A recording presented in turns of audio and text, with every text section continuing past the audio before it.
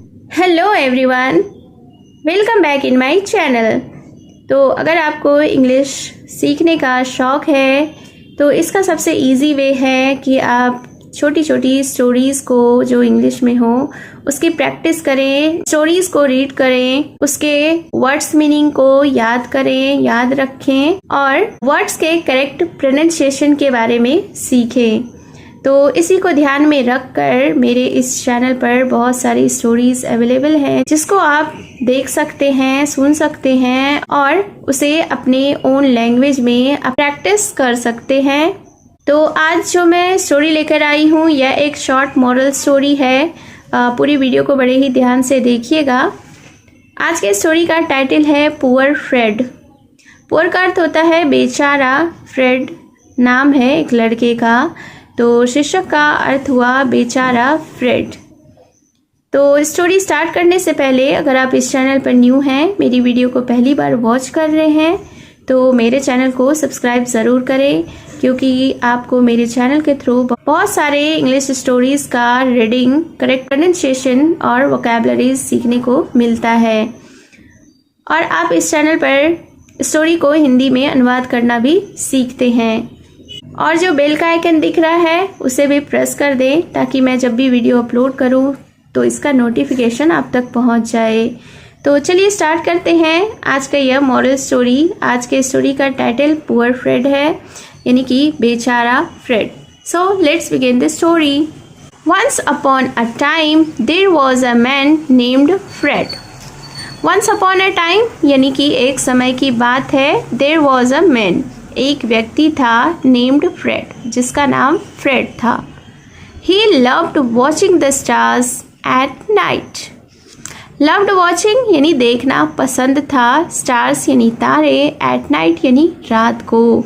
तो इस सेंटेंस को देखते हैं। He loved watching the stars at night, उसे रात को तारे देखना पसंद था। It was his favourite pass time. Favourite का अर्थ होता है पसंदीदा, पास टाइम यानी कि शौक। तो यह उसका पसंदीदा शौक था। वन नाइट यानी एक रात, he was gazing at the stars as usual. Gazing यानी एकटक देखना, वॉज गेजिंग यानी एकटक देख रहा था, घूर रहा था। एज यूजुअल यानी हमेशा की तरह।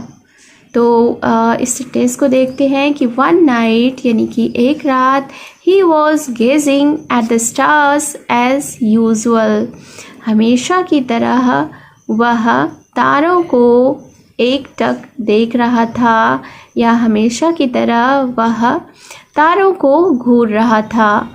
ही started walking while watching the stars. Walk का अर्थ होता है चलना, वाइल यानी दौरान, वॉच यानी कि देखना। तो he started walking while watching the stars यानी वह तारों को देखते हुए चलने लगा। He got so much involved in watching the stars that he did not notice that he had reached the edge of a dry well. तो इस सेंटेंस के वोकैबुलरीज को सबसे पहले देख लेते हैं। सो मच यानी बहुत ज़्यादा, इन्वॉल्व्ड का अर्थ होता है मशगूल हो गया, नोटिस यानी ध्यान देना, डिड नॉट नोटिस यानी ध्यान नहीं दिया, रीच्ड यानी पहुंचा, एज का अर्थ होता है किनारा, ड्राई वेल यानी सूखा कुआं। तो फिर क्या हुआ? He got so much involved in watching the stars, वह तारों को देखने में इतना मशगूल हो गया, that he did not notice कि उसने ध्यान नहीं दिया, that he had reached the edge of a dry well कि वह एक सूखे कुएं के किनारे तक पहुंच चुका था। And before he could stop himself he fail into the well. Before यानी कि पहले, स्टॉप यानी कि रुकना, हिमसेल्फ यानी खुद को, फेल यानी गिरा, वेल यानी कि कुआं।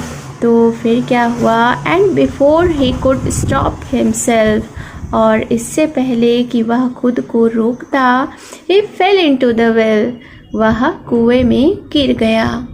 He lay there groaning in pain, lay यानी लेटना, groaning in pain यानी दर्द से कराहना। तो he lay there groaning in pain यानी कि वह वहाँ लेट गया दर्द से कराहते हुए। A man passing by heard his groans and came to the well. Passing by यानी कि समीप से गुजर रहा था, हर्ड यानी कि सुना, ग्रोन्स यानी कराहट, केम यानी कि आया। तो फिर क्या हुआ, अ मैन यानी कि एक व्यक्ति, पासिंग बाई जो कि समीप से गुजर रहा था, हर्ड हिज ग्रोन्स उसकी कराहट सुनी, and came to the well और कुएं के समीप आया। ही आस्क्ड यानी कि पूछा, तो उसने पूछा, how did you fall down, क्या पूछा कि तुम नीचे कैसे गिरे। Fred told him all that had happened, Fred ने जो कुछ भी उसके साथ हुआ था, घटित हुआ था, उसने सब कुछ उसे बता दिया। हैपेंड यानी घटित होना। द मैन सेड, अब व्यक्ति ने कहा, so you were busy looking at the sky without caring where your feet were carrying you on the ground. अब उस व्यक्ति ने कहा, क्या कहा कि so you were busy कि तो आप व्यस्त थे, looking at the sky आसमान को देखने में, without caring where your feet were carrying you on the ground बिना इस बात की परवाह किए कि आपके पैर आपको ज़मीन पर कहाँ ले जा रहे हैं। तो इस सेंटेंस के वोकैबुलरीज को देख लेते हैं। बिजी का अर्थ होता है व्यस्त रहना, विदाउट यानी कि बिना, विदाउट केयरिंग यानी बिना परवाह किए, फीट यानी कि पैर, ग्राउंड का अर्थ होता है ज़मीन।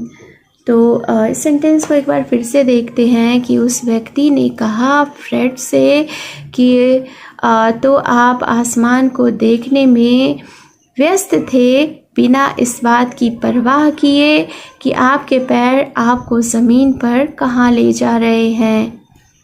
आई सपोज यू सेड फ्रेड, अब फ्रेड ने कहा कि मुझे ऐसा लगता है। द मैन सेड, अब व्यक्ति ने कहा, then you deserve to fall, अब उस व्यक्ति ने कहा कि तो आप गिरने के लायक हो। Helping you would be a mistake, mistake यानी कि गलती, तो आपकी मदद करना एक गलती होगी। Saying so the man went away, ऐसा कहकर वह व्यक्ति वहाँ से चला गया। Moral of the story is look before you leave, यानी कि छलांग लगाने से पहले देखो। तो आपको यह स्टोरी कैसी लगी, पुअर फ्रेड, कमेंट बॉक्स में ज़रूर बताएं। उम्मीद है आपने बहुत सारे न्यू वर्ड्स भी इस स्टोरी में सीखे होंगे। और अगर आपने अभी तक मेरे चैनल ट्रेजर वर्ल्ड को सब्सक्राइब नहीं किया है तो चैनल को जल्दी से सब्सक्राइब कर दें और बेल का आइकन भी हिट कर दें। तो मिलती हूँ मैं फिर से एक न्यू इंटरेस्टिंग मोरल स्टोरी के साथ। Till then take care and bye bye.